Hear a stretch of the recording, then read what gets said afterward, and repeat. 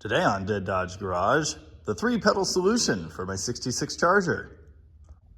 Though it's been in the background of every video and the subject of a couple of the technical bits, I actually haven't really shown off my 66 Charger. For one thing, it's probably embarrassment, as this car has been broken for the better part of the 5.5 years my daughter's been alive. 66 is the first year of the Dodge Charger. They're kind of neat. It's actually just a fastback roof thrown on a coronet with a couple other design changes. They have a very cool 4-pod gauge setup, which is supposed to glow.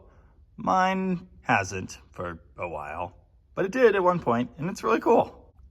They have 4 bucket seats, and because of the roof design, a tiny trunk, but a big usable storage space back there. You can also fold everything back here, including the panel back into the trunk, down and fit a mattress. Not that I've ever done that. This car, being a very early production 66 model, was equipped with the 361 big block, the teeny tiny one. But my vision for this car is the perfect daily driver, and for years I wanted to test out a Magnum engine with factory fuel injection and a B-body, so I put those two ideas together. Unfortunately, as mentioned in the Magnum swap video, the transmission proved troublesome. When it worked, the automatic overdrive transmission from the donor truck worked very well. Cruising on the highway, you couldn't even hear this thing running. Unfortunately, it really didn't work well for very long, and I've been grappling with what I should do to fix this for some time.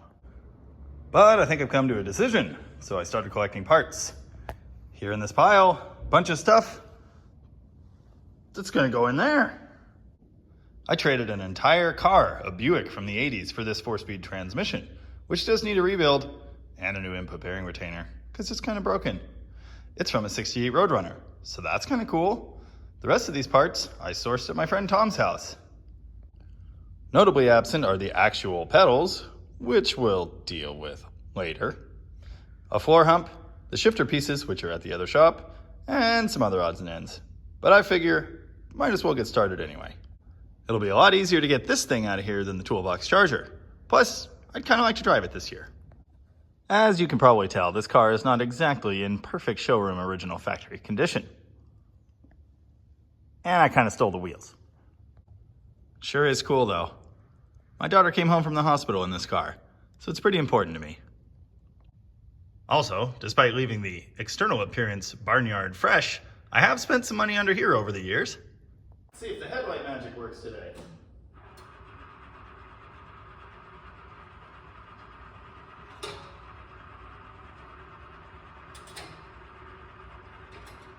Aww, it's winking.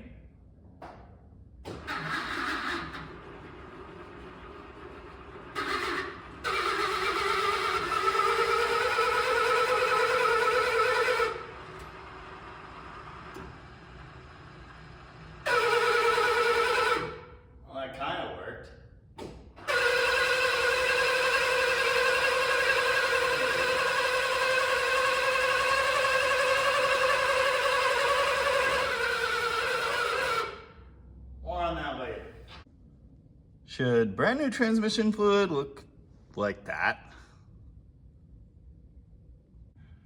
All right, I know I can't blame Chrysler for leaving parts out of the transmission and forgetting to clean the tranny cooler, but I still really want to. A converted tractor engine that takes 5 gallons of oil and 2 $35 filters? Before I rip it out, I do want to go over some of the finer points of this swap, as, if I do say so myself, it was kind of clever. For one thing, this is my factory Crossmember with a section cut out of the middle. This is the factory mount plate from the Ram pickup truck. And this is a stack of 2 body mounts from 1955 Jeep. Instead of cutting my original drive shaft, I used a random one I found in my collection. Hopefully I can find the original somewhere. I have no idea where it is. Eagle-eyed observers will notice the transmission crossmember and floor are completely original, not hacked up. How the heck did I do that? Here's how I did that. I used a set of poly mounts from a 1966 Coronet, meaning they fit a small block and not the original big block from this car, and I made a plate to space it forward, 1.5 inches. The transmission clears the floor, the engine still clears the radiator. There's plenty of room for everything, especially the bell housing bolts.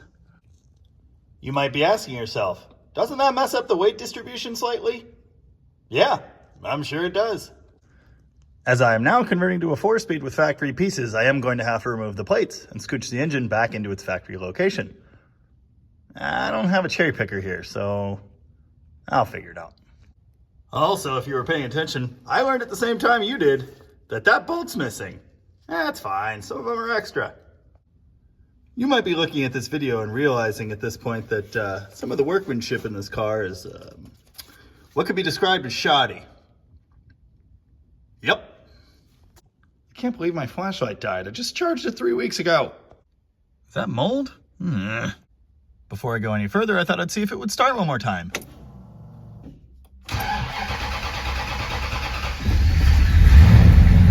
Aha!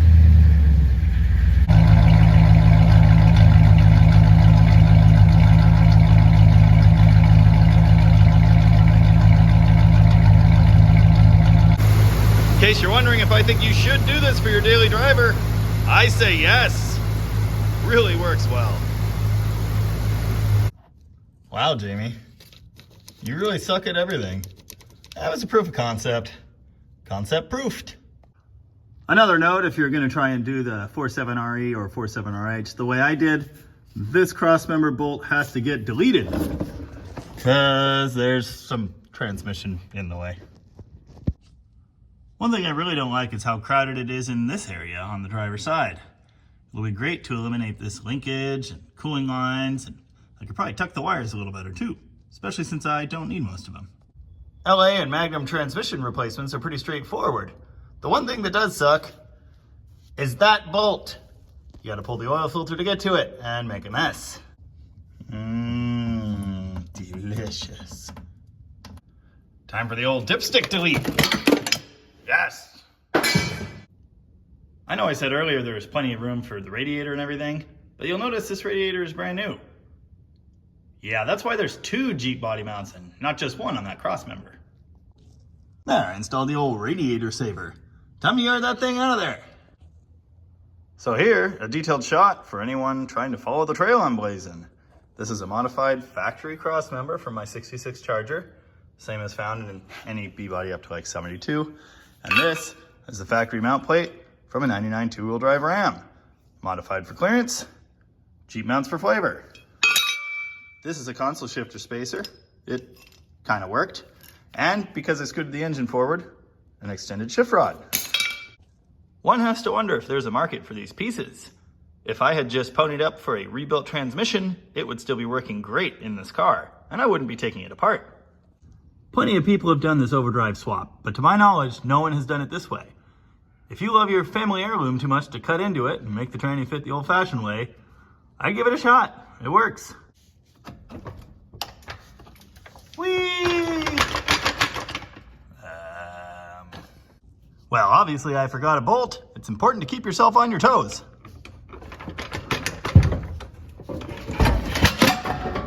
Yay!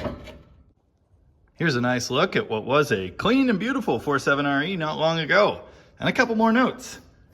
First off, here's like $120 I threw away on a brand new torque converter that's now likely ruined. Right here is a notch for the crank sensor on the Magnum engine. If you want to stick an old school 727 or 4-speed like I'm about to do behind one of these, you just cut this notch here.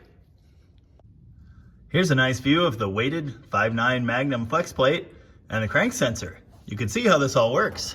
There are little windows cut in this flex plate that sensor reads to figure out where the engine is in its rotation. Here's the flex plate removed from the engine. If you know anything about Magnums, you know that not only do you need this for the correct balance weight, but you need this so your crank sensor works and your engine will run. If you've done any research on putting a 4-speed behind a Magnum, you've probably found that, well, pretty much no one has done it. A few guys have with some various bits of science. How am I gonna do it? I'll show you. This is your standard run-of-the-mill car 10.5-inch 318 non-balanced flywheel. This is what it looks like on the backside. Look at all this extra meat they put on there. Here's the trick. You take this to a lathe and you start cutting that down until this fits over it. As you may be able to see here, the Magnum and the LA use the same 6-bolt slightly offset pattern there, which means if you make this fit over this, you can sandwich this in with the flywheel bolts. you'll get the weight, and you'll get the windows for your crank sensor. I can't remember where I learned this, somewhere on the internet, or maybe from my crazy scientist friend Zerbal. But it does work, I've done it before. And when I get to it, I'll show you how to turn it down on the lathe. Then it's as easy as knocking a hole here for your crank sensor. Interestingly, this bell housing actually has this big dimple here, which I think is in the right location. Unfortunately, I think that's as far as I'm going to get on this episode. I got a shop to run and parts to machine. So tune in next time when I make that flywheel thingy work and I show you some of the other finer points of this conversion. Thanks for watching!